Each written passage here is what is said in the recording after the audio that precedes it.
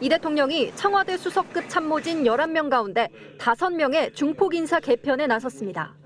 홍보소통수석에는 30년 경력 언론인 출신인 성기홍 전 연합뉴스 대표이사를 발탁했는데 청와대는 보도 책임자로서의 균형감과 판단력을 지닌 인사라고 평가했습니다.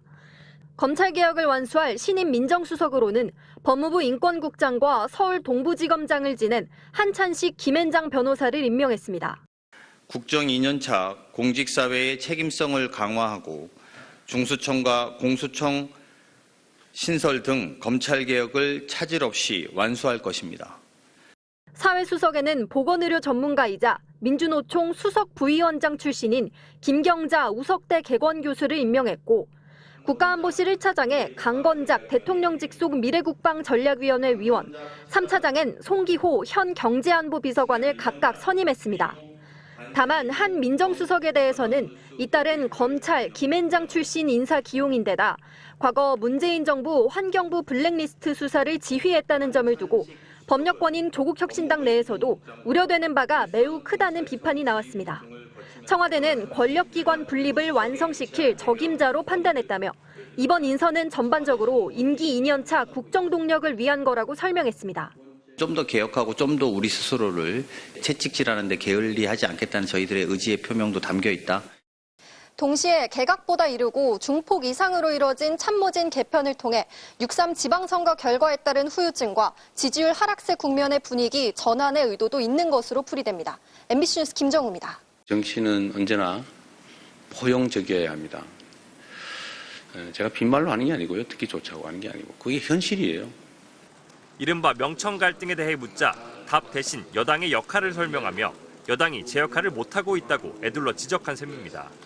다만 현재의 당청 관계가 더 잘 되기 위한 과정이라 진단하며 전당대회를 앞두고 당권 경쟁이 치열해지고 있는 여당을 향해 전쟁이 아닌 경쟁을 해달라고 당부했습니다. 원수 싸우듯이 하지 마십시오. 거기에 그 같은 입장에 있는 같은 진영이라고 하는 울타리 안에 있는 사람들끼리 경쟁을 하는 게 아니라 전쟁을 했어야 되겠습니까? 그러면서 이 대통령은 정부 여당의 역할에 관해 민생과 경제를 강조했습니다. 민생과 경제에서 성과를 내고 국민들 전보다 살기가 낫네. 앞으로는 더 살기가 나아지겠네라고 하는 기대가 가능한 희망 있는 사회를 만드는 것. 그게 성과겠죠. 선명성 경쟁에 매몰되지 말고 국민이 체감할 수 있는 문제에 집중하라는 취지입니다. 한편 이 대통령은 당청 간 이견이 드러난 검찰개혁 핵심 쟁점에 대해 정치적 슬로건으로 활용되는 측면이 없지 않다고 지적했습니다. 이 대통령은 엄격한 조건 아래 최소한만 보안 수사권을 허용할 수 있다는 입장이지만 정청래 대표는 완전 폐지를 주장하고 있습니다.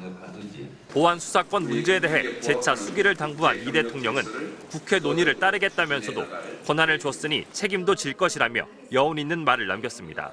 MBC 뉴스 정상빈입니다. 형사소송법 개정안도 이제 본격적으로 논의를 할 것으로 예상이 됩니다. 근데 이제 당정 간에 조금 의견차가 아직까지 있는 것 같고 예전에 대통령께서 일전에는 이제 예외적인 경우에 한해서는 보안 수사권을 필요하다 이렇게 말씀하신 적이 있었는데 그 의견에 혹시 변함이 있으신지 궁금합니다. 모든 제도는 절대적인 진리의 문제는 아니에요. 장단점이 있죠. 저는 그러니까 소위 법률가로서 길게 대한민국의 형사사법 체제를 어떻게 만들 거냐라고 하는 책임감이 있기 때문에 새로운 사건을 인지해서 만들거나 수사할 수도 없고 이미 경찰이 다 수사해서 끝났다고 해서 넘겼는데 보니까 이거는 반드시 확인을 해야 되겠다. 주민등록번호가 빠졌다든지 동명이인일 가능성이 있다든지 지문 확인을 한번 정확하게 해봐야 되겠다든지 이런 게 있을 때 그게 먼저 인권을 침해하거나 아니면 사건을 조작 왜곡할 위험성이 있다든가 그런 게 아니고 정말로 그냥 아주 효율적으로 해야 될 보안이 있다면 그걸 굳이 보냈다가 거기서 해가지고 다시 오고 이렇게 해야 되냐. 이게 검찰의 견제도 중요하죠. 왜냐하면 대형 사고, 초대형 사고를 쳤으니까 있을 수 없는. 그래서 권한을 배제해서 위험성을 제거해야 되는 건 맞는데 그것 때문에 국민이 피해를 보면 되겠냐라는 생각이죠. 그래서 뭐 저는 극단적인 예로 뭐 공소시효가 뭐 다 돼가는데 왔다 갔다 하는 시간이 좀 문제가 되고 인권 침해 위험성도 전혀 없는 단순 사실관계 확인 이런 거 한번 좀 하면 안 돼. 그 길까지 완전히 봉쇄해야 돼. 라고 하는 게 제 생각이었죠. 지금도 그 생각은 변함이 없어요. 그런데 정치는 또 현실이죠. 불신이 너무 깊어요. 그것도 악용해가지고 나쁜 짓 하면 어떡해? 라는 걱정이 국민들 속에 너무 많은 거예요. 그것조차도 악용하면 어떡해? 뭐 그것도 전혀 일리 없는 주장은 아니에요. 결국 결단의 문제겠죠. 미세하지만 결단의 문제. 그래서 그거는 제가 정부도 그렇고 그냥 국회로 넘겨서 논의를 해보고 정부의 입장을 어느 쪽으로 고집하지 말면 좋겠다. 그래서 김민석 총리가 아마 할 텐데 그 국회에 넘기는 쪽으로 그쪽의 의견에 따르는 쪽으로 뭐 그렇게 정리하는 거 아닌가 싶어요. 이렇게 또 해보다가 또 국민들이 이건 아니야, 이거 문제 있어 이거 하면 또 그때 고치면 또 될 수도 있죠. 필요하면 그때 또 고치면 되니까. 지금은 뭐 국민들의 불안감을 해소하는 게 제일 중요한 것 같아요. 어쨌든 있을 수 없는 너무나 큰 일이 벌어져서 없는 사건을 만들고 증거를 조작하고 증거도 없는데 기소해가지고 괴롭히고 국가가 이러면 안 되잖아요. 있을 수 없는 일이죠. 어떤 경우에도. 과거에도 검찰이 문제가 됐지만 과거에는 새로운 사건을 파기했는데 조작질을 하지는 않았어요. 근데 어느 순간부터 조작을 하기 시작했어요. 사건을 만들기 시작했습니다. 이건 국가의 존속에 관한 문제예요. 절대로 있어서는 안 되는 일이죠. 다시는 재발하지 않게.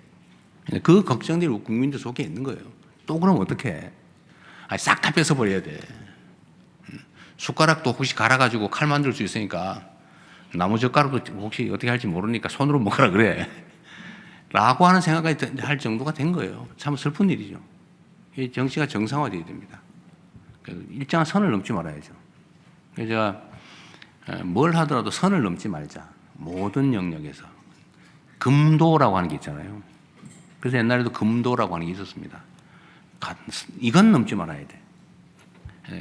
검찰이 그 선을 넘어버렸기 때문에 너무 많이 넘어서 너무 많이 망가뜨려서 업보라고 생각해야죠.